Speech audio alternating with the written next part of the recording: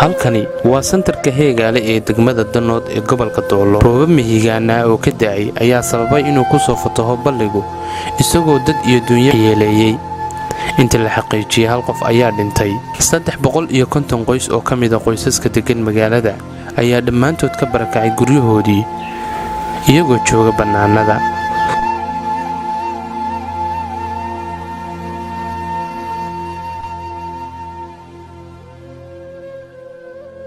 sidoo kale daadadkan ayaa qaaday dhammaan goobihii ganacsiga iyo adhiyihii. dadka barakacay ayaa noo sheegay inay naftooda kala soo baxeen daadadkaasina dhammaan wixii ay manfacsanayeen isla markaana ay bannaanka joogaan. magacayga waxaa la yidhaahdaa Cabdiqaani Ibrahim Saciid Ducaaloodhoon. waxaana soo gaaray khasaare aad u fara badan haddii aanu nahay santarka heegaale ee deegaanka, gaar ahaan aniga adhi 107 neef baa ii joogay. waxaa ka hadhay 14 neef. gurigiina waxaa qaatay biyo, wax la cuno iyo wax la xidho midna kaleba aanaan bixin. dadkiina bannaan ilaa ayuu tagan yahay ilaa iyo saacadda hadda ah. dadka muslimiinta waxaanu ku codsanaynaa iyo dowladaha iyo jaaliyadaha islaamka inay wixii ay noo qaban karaan noo qabtaan oo noo soo gurmadaan. iyagoo walaalahooda muxsiniinta ka codsaday inay soo caawiyaan isla markaana kala qayb qaataan dhibaatada fataahaduhu ay soo gaarsiiyeen. maamulka santarka Cuqaal Waxgarad Culimo ayaa baaq dheer u diray cid kastoo jecel khayrka isla markaana u damqanaya walaalahooda. halkani waa santarka heegaale ee degmada Danood gobolka Doolo oo roob mihigaanihii uu helay. roobkaasoo waxyeelo naf dad iyo mid duunyo iyo mid dhaqaalaba geystay baanu joognaa. inta aanu ognahay dadka waxaa geeriyootay qof dumara. duunyada inta aanu imika ka warhayno 140 neef oo adhiya baanu ka warhaynaa. xagga qoysaska ku barakacay 350 qoys baanu hadda tirakoobkoodii haynaa, welina waanu wadnaa. marka ilaahay waxaanu ka baryaynaa nimco waliba nusqaan lehe nimcadaa nusqaanteedii inay intaa nagaga ekaato.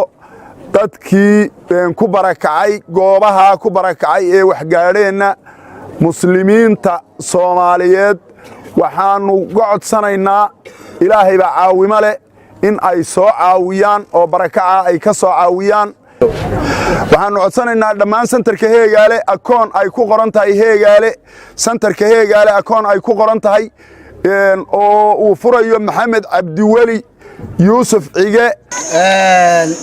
halkan warka waan idinka siinayaa inna lillahi wa inna ilaihi raaji'uun. halkan waa suuqa bartankiisii, halkaas wadada ka soo gasha waa wadadii qaloocan iyo xarka gooyay ee laandheer iyo halka u bixi jirtay.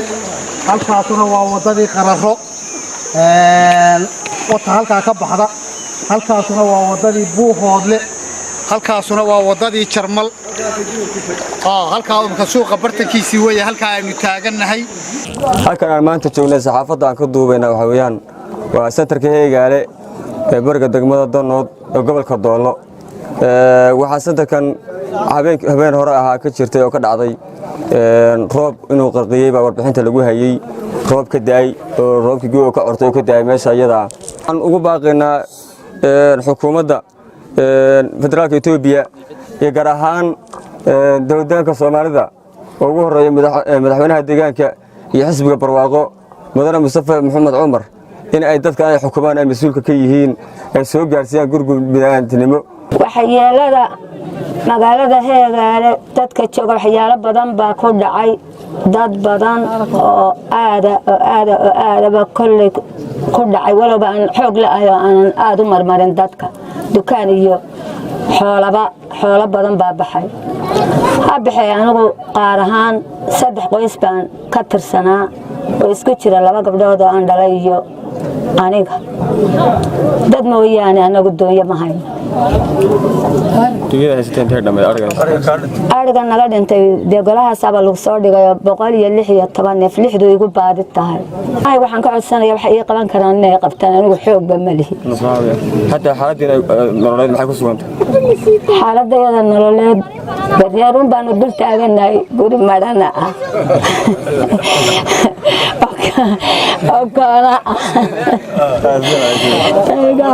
khaas ahaan marka ani ahaan aan iska warramo waxa weeyaan laba mehradood baan haystay mid raashin bay midna bacad leeyahay tii raashinka ahayd dhammaan way tagtay wixii ku jiray khasaare ay soo gaadhay waxa weeyaan 150,000 oo bir oo shilinka Itoobiya ah baan hadda aan meel lagaga warramay jirin wixii ay ku jiray marka alxamdulillaah weeyaan ilaahay baana nasiiyay ilaahay baana mataqaanaa bedelkooda dukaankii waa sida dukaankii bacdihii wixii marfishka dhakada sare saarnaa baa ku haray wixii hoosta biyuhu way qaadeen tiina intay ceela ka baxday welina dibadaha iyo ayda aad looga soo warramin dadku weli waa kala maqan yahay oo cid waliba wixii ku dhacay meeshaday mashquul ku tahay ku maqan tahay inta warkeeda la helay inta weeye dadka barakacayaasha 300 oo guri oo laga baxay iyo 10 oo dadkii lahaa dibadda joogo 300 iyo konton aan waxba lagala bixin haday dhar ahayd haday cunto ahayd haday mataqaanaa ee gurigii taagna ahayd haday xoolo yaala ahayd banaanka ay joogaan odayaashii iga horeeyay sheegeen marka ugu horeysa marka hore ilaahay baan u mahadnaqaynaa ilaahay baa mahad iska leh ilaahay raxmadda keenay inta tirada la eg ee mirta ee habeennimada ee gudcurka ee halka qof mooyaane dadka intii kale maanta ka nooshahay baan ugu mahadnaqaynaa بسم الله الرحمن الرحيم waxaanu ku muujinaynaa saxafada halkan saxafada waxaanu ku muujinaynaa centerkan Heegaale ee degmada Danood gobolka Doollo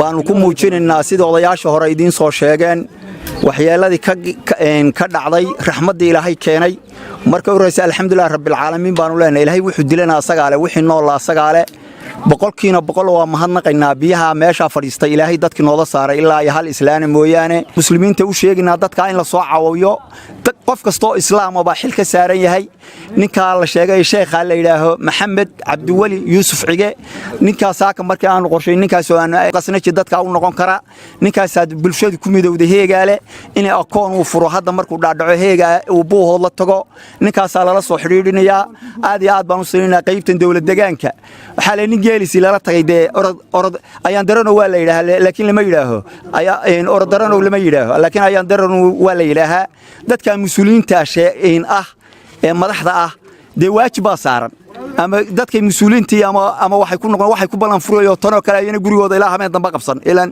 masiibooyinku ma biyo kaliye ama way ka soo jawaabi Ibrahim Abdulqaadir Jabaan centerka Heegaale ee degmada Danood